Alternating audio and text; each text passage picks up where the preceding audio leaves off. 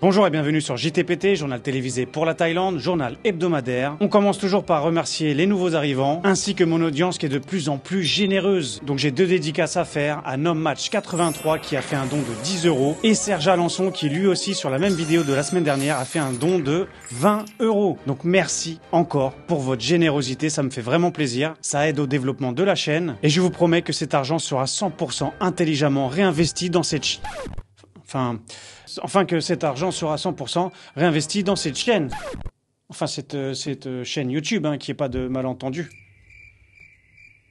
En attendant cette semaine, de quoi on va parler? On va donner des nouvelles sur l'anglais qui avait disparu la semaine dernière, le projet de loi de la pornographie qui a échoué, un point sur la légalisation des casinos qui avance à grande vitesse, Tesla qui annule ses projets d'usine en Thaïlande, le cauchemar d'une grotte inondée par la crue qui a fait un mort, ainsi que des infos supplémentaires comme Jamel Debbouze qui est actuellement avec sa famille en Thaïlande et un petit point médaille sur les athlètes thaïlandais qui ont participé au JO de Paris. Et restez bien jusqu'à la fin pour le zapping, donc générique et place aux news.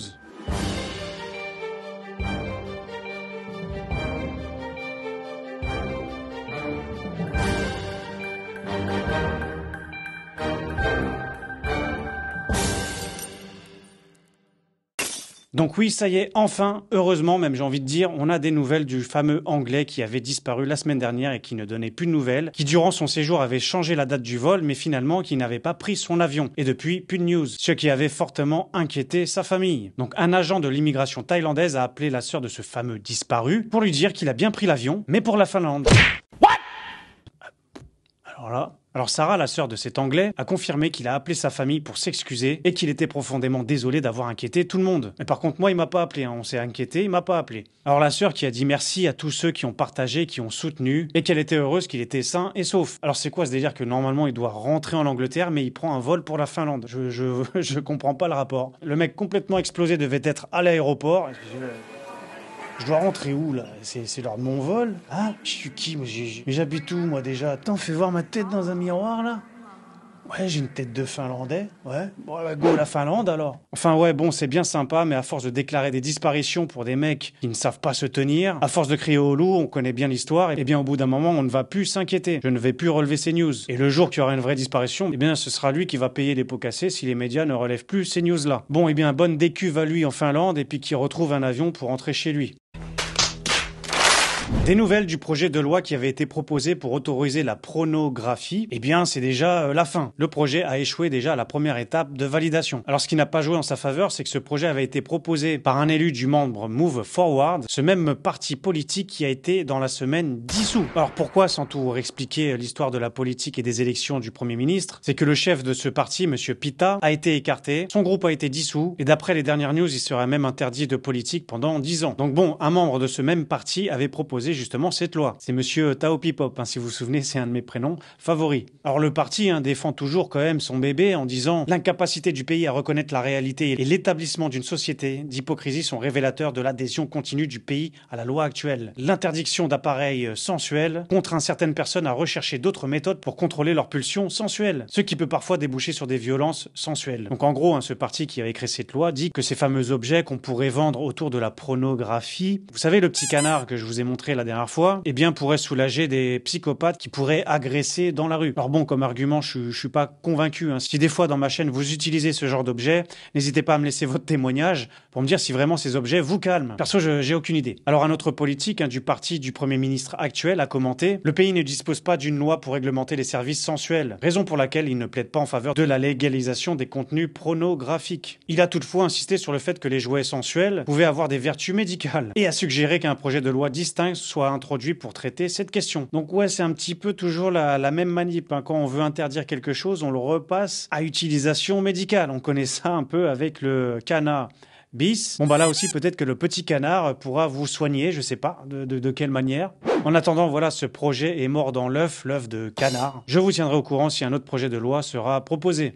À l'inverse, autre projet qui avance bien, qui roule comme sur des roulettes de casinos, ces fameux casinos qui n'attendent plus grand chose pour être validés et autorisés en Thaïlande. On apprend donc que les casinos seraient autorisés avec une licence de 30 ans, avec une extension éventuelle de 10 ans supplémentaires. Alors on n'a pas le coût d'une telle licence, à mon avis, c'est pas jouable pour tout le monde. Donc c'est le Conseil d'État qui a publié la nouvelle et qui a donné ces détails, afin de recueillir les commentaires du public jusqu'au 18 août. Donc ils attendent un petit peu les réactions, voir comment ça se passe. Encore une fois, j'apprécie le fait qu'ils avancent à tâtons, qui sondent un peu le public, qui sondent un peu avant d'avancer sur cette loi, donc c'est plutôt pas mal. Donc la Thaïlande aimerait participer à ce business mondial qui a généré l'année dernière 263 milliards de dollars de recettes. Alors une estimation est faite sur le bénéfice que cela pourrait rapporter. Cette légalisation des casinos pourrait rapporter 12 milliards de bahts, ce qui fait 310 millions d'euros. Alors certes, il y a les revenus générés par les casinos, mais il y a aussi les revenus qui seront générés tout autour. Car pour construire un casino, ce qui fait partie des règles, c'est qu'il doit y avoir des hôtels, des parcs d'attractions, des restaurants, un énorme complexe autour de celui-ci. On peut pas implanter un casino au milieu de nulle part. Donc autour de ça, j'imagine que ça va générer des emplois et du revenu supplémentaire pour la région et pour le pays. Autre critère aussi, je le rappelle, il faut que ça soit à moins de 100 km d'un aéroport. Donc bon, je pense qu'à Phuket, ça va plutôt se situer dans le nord, où il y a encore un peu d'espace, où ça bâtit de plus en plus. Et qui dit dans le nord, dit à côté de l'aéroport, pour avoir un accès facile. Autre news, Tesla qui annule tous ses projets de construction d'usines en Thaïlande. Et pas seulement en Thaïlande, c'est de manière mondiale. C'est la pause. Malgré tous les efforts du Premier ministre, qui est lui très bon businessman, avait fait plusieurs réunions, plusieurs rencontres avec tous les cadres de Tesla pour s'assurer justement l'installation de ce genre de projet en Thaïlande. Malheureusement, voilà pour l'instant machine arrière. Alors on va voir ça ensemble avec un article. Le géant Tesla a annoncé qu'il abandonnait ses projets de construction d'usines de fabrication de véhicules électriques en Thaïlande. Cette décision s'inscrit dans le cadre d'une réorientation stratégique plus large. Tesla a suspendu des projets d'usines non seulement en Thaïlande mais aussi dans le monde entier. Alors la potentielle usine qui devait installer était estimée à un investissement de 5 milliards de dollars. Le Premier ministre thaïlandais annonce que Tesla n'annule pas tout, qu'il continuera à construire et installer des bornes électriques dans le pays pour pouvoir recharger les voitures Tesla déjà existantes. Il voulait même se développer en Malaisie ou en Indonésie, mais là pareil ça ne va pas se faire. Alors petite précision, toute l'équipe de cadres qui s'est rendue en Thaïlande pour parler de cette négociation, cette ouverture d'usine, eh bien ils ont été licenciés. Vous servez plus à rien. On connaît un peu les méthodes brusques de licenciement du cher Elon Musk, le grand patron. Alors pourquoi ce revirement de situation? Pourquoi cette machine arrière? La raison évoquée serait que Elon Musk, donc le patron de Tesla, préférait mettre en pause en attendant les élections présidentielles, car c'est un petit peu houleux en ce moment. Ça se joue entre Donald Trump et maintenant certainement Kamala Harris, qui est la vice-présidente qui était derrière Joe Biden, qui lui sait plus où il est. Alors pourquoi craint-il cette élection présidentielle? Alors sans trop parler de politique, la chaîne n'aime pas ça, mais pour expliquer le contexte, à la base, Elon Musk était du côté de gauche aux États-Unis, qui défendait donc les démocrates, donc derrière le clan de Joe Biden, etc. Donc cet Elon Musk, on le connaît comme patron de plusieurs grosses sociétés et en étant un des hommes les plus riches de la planète, mais on connaît aussi le Elon Musk en tant que père, et en tant que père, il a déjà 12 enfants, car il fait partie des pro-natalistes qui a la crainte de voir l'humanité s'éteindre petit à petit, et certains complotistes ne cachent pas que ce genre de personnes font beaucoup d'enfants. Pourquoi? Pour faire des familles élitistes et des familles de race supérieure, des familles plus intelligentes, car lui, comme il a réussi, eh bien il donne sa transmission à sa famille et il veut élever la population grâce à ses enfants. Voilà, vous faites ce que vous voulez de cette information. Et pourquoi je vous dis ça justement, c'est que un de ses enfants, un de ses aînés, est totalement en crise d'identité et il rentre en transformation de genre. Et ce monsieur Elon, ça l'a profondément attristé, auquel point qu'il parle de deuil. Il parle qu'il a perdu son fils. Pourquoi? Car son fils qui veut changer de genre, donc certainement en genre féminin, a pris des bloqueurs de puberté et comme certains médecins peu scrupuleux évitent de le préciser,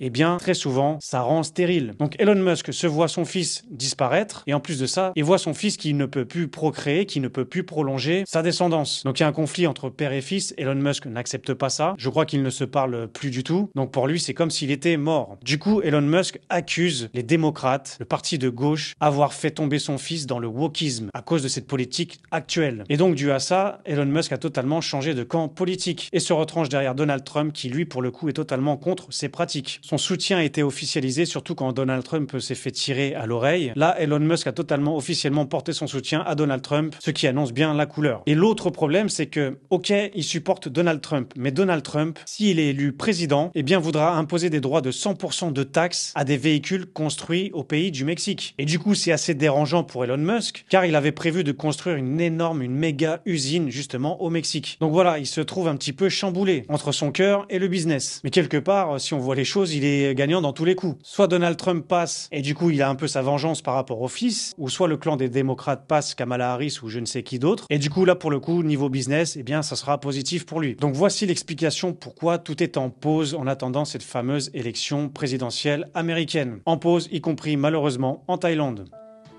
Ah mon petit Cybertruck, je suis pas prêt de te voir en Thaïlande, hein. C'est dommage, il me fait bien marrer ce véhicule. Je pense qu'il aurait plu aux Thaïlandais parce qu'on peut mettre plein de gens derrière. On sait bien que ça sert aussi de taxi, hein, les pick-up comme ça. Ah là là, avec ce petit mécanisme. Vous savez, on recule la voiture, après... Elle avance toute seule. Qu'est-ce qu'on s'amusait quand on était gosse, hein? Maintenant, c'est les smartphones, voilà. Ça, on pouvait passer des heures à jouer.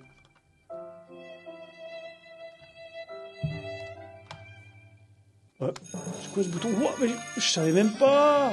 Waouh, je savais même pas qu'il y avait des piles, on pouvait l'allumer. Bah écoutez, en attendant, je vais devoir m'en contenter. Incroyable, elle fait du bruit en plus. Incroyable. Je découvre presque en direct. Je ne savais pas qu'il y avait des piles et qu'elle faisait tout ça. C'est vraiment incroyable. Il est vraiment fort ce Elon. Elon.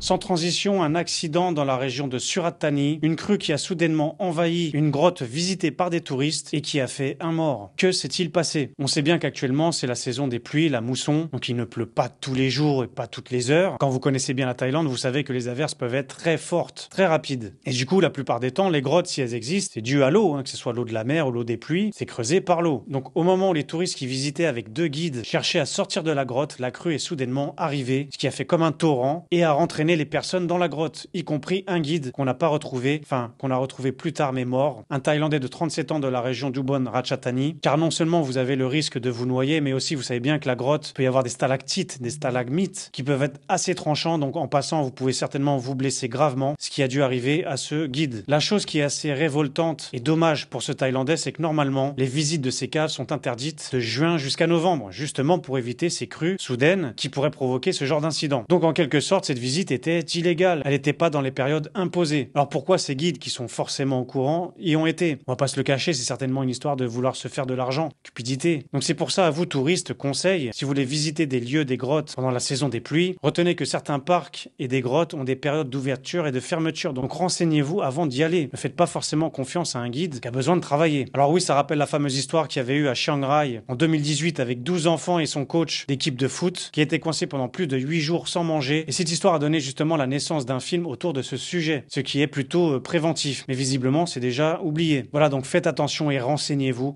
avant de visiter des lieux à risque pour éviter de vous retrouver à la une des news.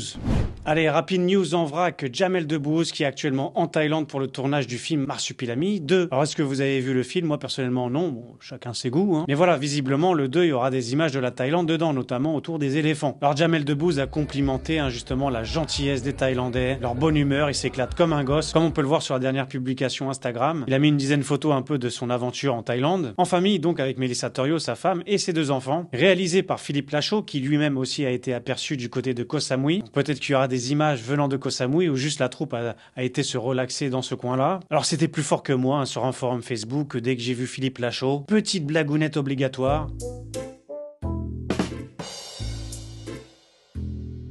Bon ça va, on m'a laissé quelques likes, je me sens pas trop seul. Alors le film ne sera pas pour tout de suite apparemment, il sera fini de terminer et diffusé en 2026, dans 1 an et demi environ. À savoir aussi en ce moment, comme je l'avais précisé dans un autre JT, il y a le film aussi Jurassic World 4 qui est en train de se tourner aussi dans différentes régions de Thaïlande. La Thaïlande qui, via ses paysages magnifiques, on peut le comprendre, accueille pas mal de tournages de films. Autre news avant de passer au zapping, donc faisons un petit point JO. Bon, vous en entendez suffisamment parler à droite à gauche, mais là c'est un petit point Thaïlande. Un petit clin d'œil à la première médaille d'or de Thaïlande dans la discipline du taekwondo dans les femmes de moins de 49 kilos. C'est léger, mais c'est donc cet athlète au nom de Panipak ou de surnom Tennis qui a gagné donc la première médaille d'or pour la Thaïlande. Alors on voit un petit extrait où sa famille était dans les tribunes et on entend l'hymne national thaïlandais que j'adore personnellement. Je me suis toujours promis qu'un jour je l'apprendrai par cœur. Je rigole pas, hein, c'est sincère. Hein. Quand elle passe dans la voiture à 8h du matin ou à 18h, c'est là où on l'entend dans le pays, bien je mets à fond. Enfin voilà, on voit dans les tribunes donc la mère quasiment en pleurs qui célèbre la victoire de sa fille en haut du podium. podium. Alors à savoir que ce n'est pas sa première victoire il y a 4 ans en arrière. Au Japon, elle avait aussi remporté la médaille d'or. Donc ça fait 2 médailles d'or d'affilée. Alors non seulement c'est sympa pour la gloire et pour l'accomplissement de tous les efforts donnés pendant 4 ans, mais aussi c'est intéressant financièrement. Vous savez bien que tous les athlètes qui gagnent des médailles aux Jeux Olympiques, ils sont rémunérés de façon différente en fonction du pays d'où ils viennent. Et la Thaïlande rémunère une médaille d'or 12 millions de bahts sur 4 ans. 12 millions de bahts, ça fait donc 312 000 euros à peu près. Donc au final, elle a gagné plus de 620 000 euros. Donc très belle somme. Elle a de quoi assurer son avenir et sa famille. Mais il est grand temps aussi pour elle qu'elle arrête, qu'elle prenne sa retraite, même si elle est encore jeune. Car visiblement, dans une conférence de presse, elle a annoncé qu'elle avait certains problèmes de santé, problèmes à la hanche, des blessures qui font que voilà,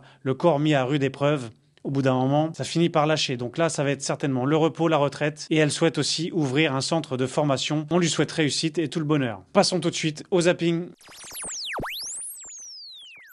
Première vidéo zapping, vidéo assez impressionnante, où l'on peut apercevoir qu'un van veut faire de la plongée sous-marine, et non, ce n'est pas une vanne. Alors regardez l'extrait, tout à coup on voit ce van blanc direction le ponton, et qui saute dans la berge. Alors moi, dans un premier temps, je me dis, mais non, c'est peut-être un tournage de film, il y a beaucoup de films en Thaïlande, comme on a vu. Je me dis, ça doit être une scène de cascade. Eh bien non, c'est un accident. Alors ça s'est déroulé dans la région de Surat Thani. Le conducteur de ce van a heureusement déchargé les touristes auparavant, et juste après ça, a accéléré direction le ponton. Alors bien heureusement aussi, la conductrice n'a pas été gravement blessée, juste une fracture du poignet et une blessure au menton. Bon, elle s'en est bien sortie. Heureusement aussi qu'il y avait plein de monde autour, et ils sont venus vite fait à la rescousse pour pouvoir la sauver, car elle aurait pu aussi se noyer sous le choc. Donc on ne connaît pas la raison de ce geste, on pourrait prétendre à un problème technique, au surmenage ou une tentative de suicide. Après, je peux peut-être comprendre, hein, des fois avec les touristes toute la journée. Bon bref, cette personne va bien et elle est prise en charge à l'hôpital du coin. Deuxième sujet, deuxième vidéo zapping, rendons honneur à 3 héros thaïlandais qui se sont empressés de sauver des orques pygmées à Phuket. Et oui, ces orques se sont retrouvés coincés dans une mangrove. Vous savez, une mangrove, c'est rempli de racines, de troncs d'arbres. Et du coup, quand la marée est basse, eh bien, ça forme tout un tas de pièges. Donc, dans un article, ils ont relevé 3 orques. Dans un autre, j'ai vu 6 orques. En tout cas, ils en ont sauvé plusieurs. Ils se sont jetés à l'eau pour pouvoir les décoincer et qu'ils puissent retourner dans leur milieu naturel. Donc, respect à eux. Il y en a qui, pour moins que ça, se font envoyer en prison pour avoir sauvé des baleines. J'espère que pour eux, ils n'auront pas le même sort. Je fais bien sûr référence à Paul Watson qui est actuellement incarcéré pour avoir sauvé des baleines